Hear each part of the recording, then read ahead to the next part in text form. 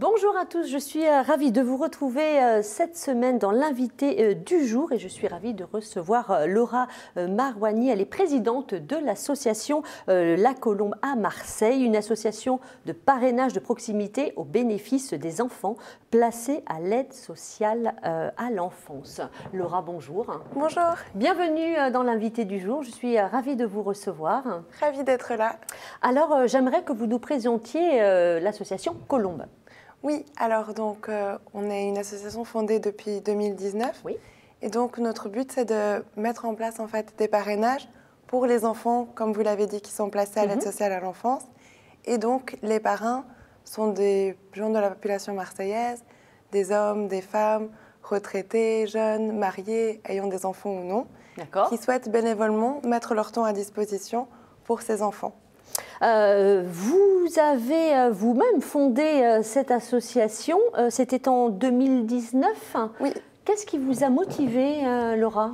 Alors, écoutez, c'est finalement pour pouvoir agir pour ces enfants et puis avoir l'opportunité de leur offrir autre chose pour leur avenir plus tard. Oui. Parce que c'est vrai qu'en France, la situation est assez dramatique. Il y a environ 70 000 enfants qui sont placés en foyer ou en famille d'accueil, donc ça dans l'ensemble de la France. Hein. Oui. Et il faut savoir que dans la population SDF de moins de 25 ans, il y a 40% de ces gens-là qui viennent justement de l'ASE, donc de l'aide sociale à l'enfance, et qui ont été placés. C'est dû à beaucoup de choses, donc c'est vrai qu'en foyer, en famille d'accueil, on ne leur apprend pas forcément à se lier, à créer un lien d'attachement, à avoir une vie stable et du soutien. Et également, c'est aussi dû un petit peu à des défaillances au niveau... il faut savoir qu'il y a 70% des enfants qui sortent de l'ASE qui n'ont pas de formation professionnelle, pas de diplôme. Donc, ça amène vite à des situations de précarité. Très souvent, maintenant, ça a tendance à changer. Ça a changé un petit peu quand même. Il y a eu des efforts qui ont été faits ces dernières années. Mais il faut savoir que très souvent, à 18 ans, ils étaient lâchés comme ça, donc sans point de contact, sans point d'attache. Et voilà, donc finalement, c'est pour pouvoir agir pour leur avenir et puis en leur apportant quelque chose aujourd'hui. Est-ce que vous-même, du coup, pour créer cette association, vous avez rencontré peut-être d'abord des enfants issus de, justement de familles où ils étaient placés? Oui, alors c'est vrai que je suis aussi un petit peu personnellement touchée parce que j'ai connu beaucoup d'enfants qui ont été placés. D'accord. Et oui, donc c'est l'élément déclencheur. Et puis finalement, à Marseille, c'est une population qui est très solidaire. Les gens sont toujours partie prenante pour aider les autres. Donc c'est un projet qui est tout à... j'ai eu l'idée de ce projet, je me suis dit que c'est tout à fait réalisable parce qu'il y a des gens qui veulent aider, il y a des enfants qui ont besoin d'être aidés. Donc finalement, il suffit de prendre les contacts et de mettre ces gens-là ensemble. Ouais. Oui, alors c'est vrai que c'est une belle idée parce que vous êtes toute jeune. Oui. Donc vraiment, j'imagine, est-ce que vous travaillez en équipe? Oui, alors j'ai la chance d'avoir beaucoup de bénévoles qui m'entourent. Parce que sans eux, ça serait vraiment compliqué de gérer tout ça. On a une équipe de psychologues qui est là pour les enfants, qui se charge des évaluations, du suivi, donc tout au long du parrainage. Et également une équipe de psychologues qui s'occupe des parrains, pareil, qui fait les évaluations et qui assure le suivi tout le long du parrainage également. Et après, on a quelques bénévoles pour la communication, l'administratif, etc. Alors justement, concrètement, comment ça se passe? Il y a d'un côté les enfants qui sont en famille d'accueil et puis il y a d'un côté les gens, peut-être comme moi, qui souhaiteraient effectivement parrainer un enfant. Est-ce que déjà il y a des enfants qui sont volontaires ou c'est avec les familles d'accueil? Certains disent, peut-être que les enfants qui sont dans ma famille aimeraient être parrainés? Alors pour le moment, donc on est quand même encore tout jeune, oui, on a tout à fait. maintenant 2 ans d'existence. On est en contact avec des MEX, donc c'est des maisons en fait, qui accueillent les enfants au quotidien, c'est les foyers dans lesquels ils vivent. Et puis là, disons que pour ceux qui sont les plus jeunes, c'est plutôt l'éducateur qui se dit « Ah tiens, je pourrais voir un avantage à cet enfant-là d'être parrainé, parce qu'il a une carence au niveau affectif, relationnel, qui pourrait être comblée dans le cadre d'un parrainage. » Et puis du coup, c'est eux qui prennent contact avec nous. Ou alors, c'est vrai qu'il y a une maison d'enfance avec laquelle on est en contact aussi. C'est un petit peu plus grand. Donc, ils en ont parlé ouvertement. Nous, on était allés présenter l'association avec une psychologue également de notre équipe. On a présenté l'association. Eux ont ensuite présenté l'association aux enfants. Et puis, les enfants qui pensaient, parce que là, on parle d'ados justement, qui pensaient que ça pouvait leur apporter quelque chose, ben, se sont manifestés. Et voilà, après, donc, ça, on va dire, c'est le moyen de contact. Oui. Et c'est pour ça qu'après, il y a comme une évaluation qui est faite aussi par une psychologue. Parce que ben, voilà, l'enfant, il a ses besoins. Puis c'est étonnant parce qu'ils savent très bien les manifester, même étant jeune. Hein. Mais c'est bien de creuser un petit peu plus et puis de savoir ce dont il a réellement besoin. Il y a peut-être des choses qui n'osent pas être dites ou comme ça. Donc c'est pour ça qu'on fait vraiment tout ce travail avec les psychologues pour constituer finalement un dossier de l'enfant.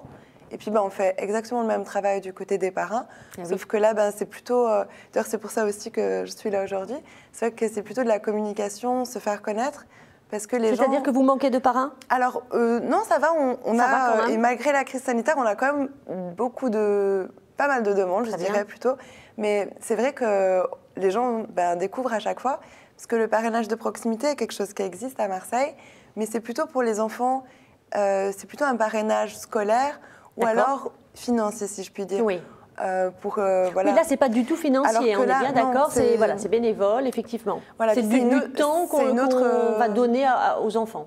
Oui, c'est ça, justement. Puis c'est une autre relation, parce qu'après, nous, on demande aussi aux parrains d'avoir quand même un minimum d'engagement. Oui, et puis une vision sur l'avenir, voilà. Parce que vu que c'est des enfants qui ont de la peine à développer des liens, que parfois on fait aller à gauche, à droite, et voilà, certains ont encore un ou deux membres de la famille présents, mais rarement à proximité, rarement qui peut réellement être présent pour l'enfant.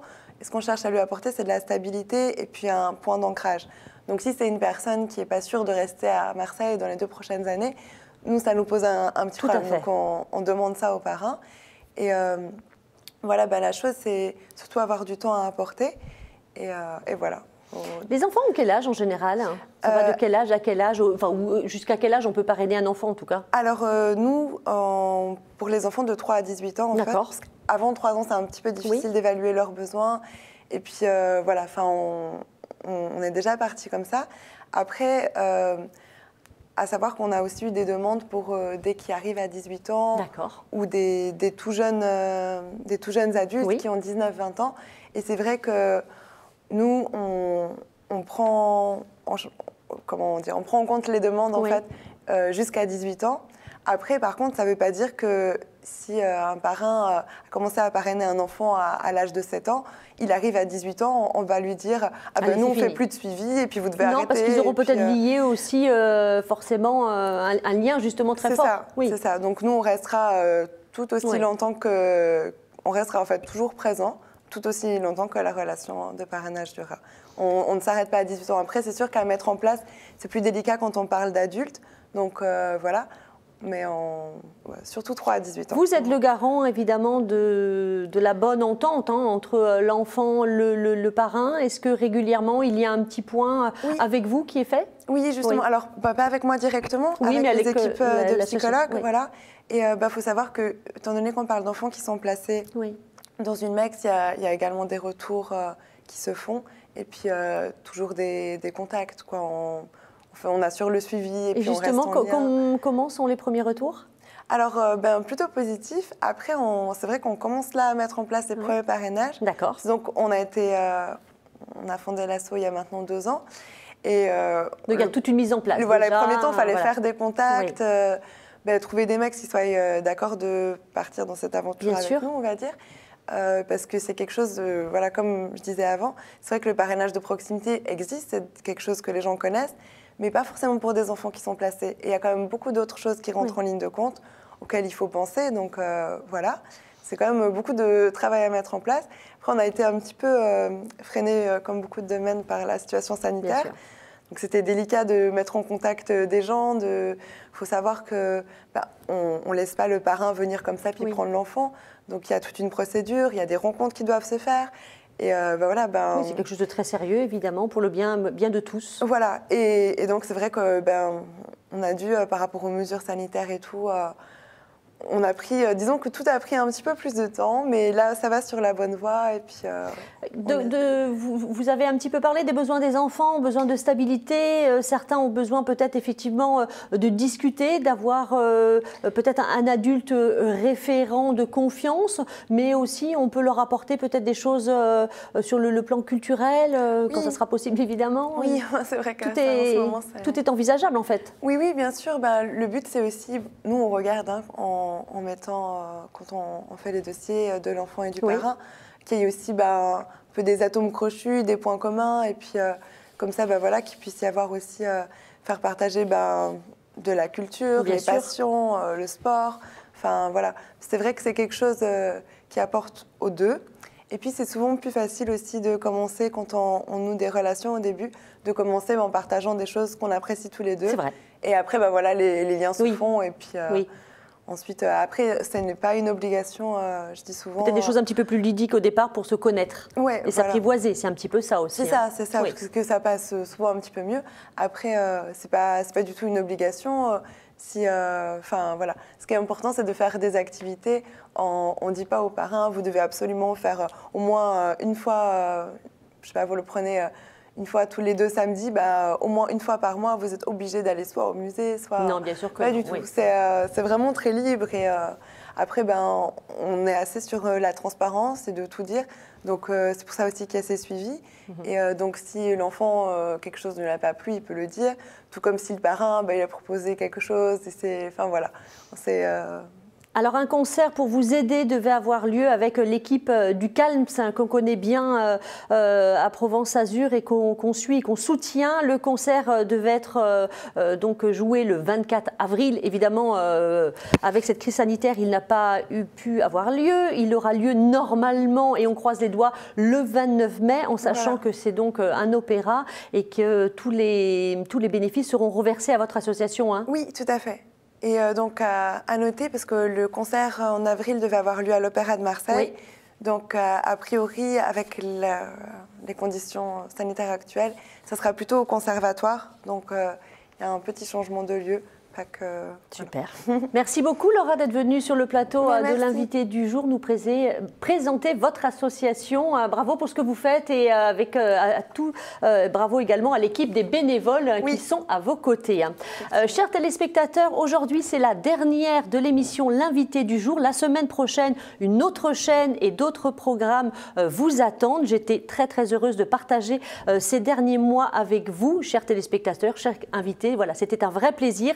Un grand merci à Anthony Fornion, le réalisateur de l'émission, pour son professionnalisme. Je vous embrasse très fort et on se retrouve jeudi prochain pour C'est Gourmand. Ciao, ciao.